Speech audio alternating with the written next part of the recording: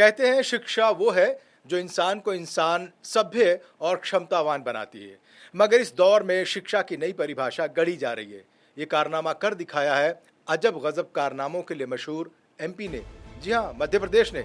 शिक्षा इंसान का भविष्य बनाती है, लेकिन मध्य प्रदेश में लगता है भविष्य नहीं, सिर्फ हलफनामा बनाया जा रहा है।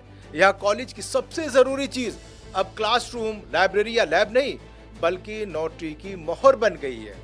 मैं बात कर रहा हूँ भोपाल के मुगलिया कोट गांव की। जी हाँ, वहां पर सरकारी रिकॉर्ड कहता है कि यहाँ शानदार इमारत, कैंपस, लाइब्रेरी, लैब और हाईटेक क्लासरूम वाले श्री राम बीएड कॉलेज में हर साल सैकड़ों स्टूडेंट बीएड की पढ़ाई करते हैं। लेकिन मीडिया का कैमरा जब वहां पहुंचता है तो वहां कॉलेज नदारत मिलता है। वहां सिर्फ मिलती है खेत, जमीन, यानी करप्शन की लहलाती फसल और डिग्रियां जो कि फाइलों में बांटी जा रही हैं। एमपी में करप्शन का आलम यह है कि पहले अस्पताल कागजों पर थे, भर्तियां और ट्रांसफर पोस्टिंग, मरीजों को नाम पर भ्रष्टाचार की फसल खूब काटी और बोई जा रही है। फाइलों में डिग्रियां बांटी जा रही हैं। हर साल सैकड़ों स्टूडेंट्स को बिना अटेंडेंस, बिना क्लासरूम अटेंड किए, बिना लेक्चर और बिना एग्जाम के डिग्रियां बांटी जा रही हैं। कहीं तो एक ही परिसर में तीन कॉलेज हैं, तो कहीं एक छोटे से स्कूल में बीएड कॉलेज चल रहा है, और कहीं तो कॉलेज के पते के नाम पर सिर्फ कमरा मात्र है, जिसमें बैठी शिक्षिका कह रही है कॉलेज यहाँ नहीं कहीं और चलता है। वाह, अब लगता है कॉलेज भी मोबाइल नेटवर्क की तरह हो गए हैं, लोकेशन कहीं और, ऑपरेशन कहीं और। अब जब पूरे गोरख धंधे का भंडाफोड़ हुआ तो यूनिवर्सिटी ने खुद जांच बैठा दी। कमियां मिली, कॉलेज गायब मिले, पते गलत निकले, लेकिन कार्रवाई सिफर, कुछ भी नहीं। विश्वविद्यालय की ओर से बस एक हलफनामा मांग लिया गया, यानी आप लिख दीजिए कि सब ठीक ठाक है, यानी सब कुछ चंगा है। और सिस्टम बोला ठीक है, हमें भरोसा है। लगता है अब निरीक्षण की जगह आत्मविश्वास का सर्टिफिकेट चलने लगा है। इसी बूते पर कॉलेजों को, कॉलेज चलाने वाले शिक्षा माफियाओं को हरी झंडी दे दी जा रही है। जाओ और हिंदुस्तान का भविष्य बर्बाद करो, देश की पीढ़ियों को करप्ट बना डालो। विवाद तब और बढ़ा जब कार्य परिषद की मंजूरी से पहले 82 कॉलेजों की प्रोफाइल पोर्टल पर ओके होने की बात सामने आई। सवाल उठा, मगर सब फिट थे तो फिर हलफनामा क्यों? और अगर हलफनामा जरूरी था तो फिटनेस किस बात की?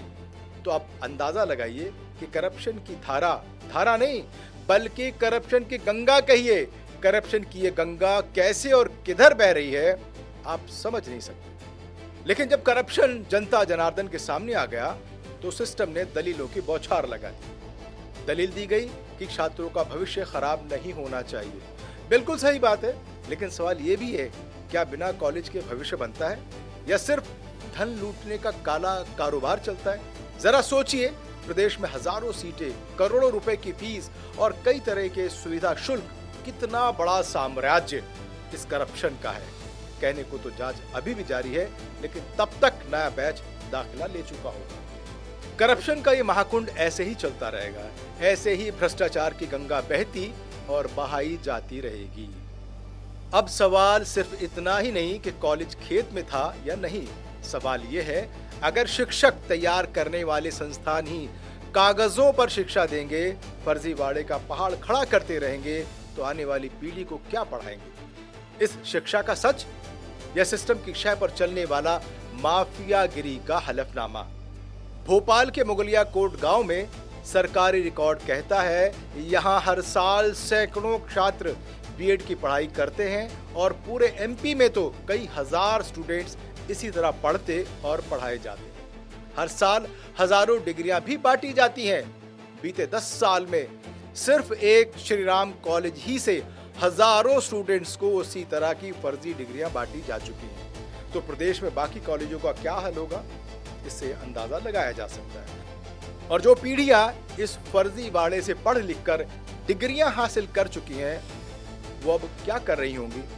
स्टूडेंट अब खुद गुरुजी बन चुके हैं, वो कैसी शिक्षा दे रहे होंगे, इससे आप खुद ही अंदाजा लगा सकते हैं। जाहिर सी बात है, इनमें से न जाने कितने देश का भविष्य बर्बाद करने के मिशन में पूरे दमखम से जुट गए होंगे, क्योंकि कोई आम डिग्री तो है नहीं, ये बीएड की डिग्री है। ऐसे में सवाल उठता है कि उन होनहार बच्चों के बारे में ज़रा सोचिए जो दिन रात कड़ी मेहनत करके नौकरी में अपनी बारी आने का इंतज़ार कर रहे हैं। मुझे वो शेर याद आता है कि बर्बाद गुलिस्तां करने को बस एक ही उल्लू काफ़ी था, हर साख पे उल्लू बैठा है, अंजाम गुलिस्तां क्या होगा। आप देखते रहिए मीडिया 24/7। मुझे और पूरी टीम को दीजिए इजाज़त। धन्यवाद।